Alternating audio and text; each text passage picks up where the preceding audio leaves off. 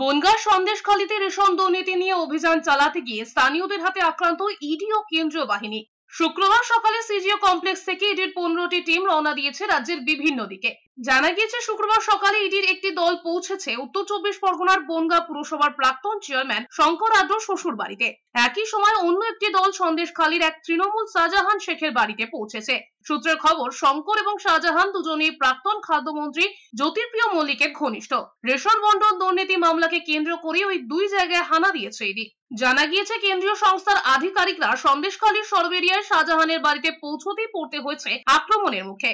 তৃণমূল নেতা শেখ শাহজাহানের বাড়িতে প্রবেশ করার চেষ্টা করছিলেন তারা। বাড়ির দরজা বন্ধ দেখে তালা ভেঙে প্রবেশ করার চেষ্টা করেন তারা, আর তখনই তাদের ওপর কার্যত ঝাঁপিয়ে পড়েন গ্রামবাসীরা।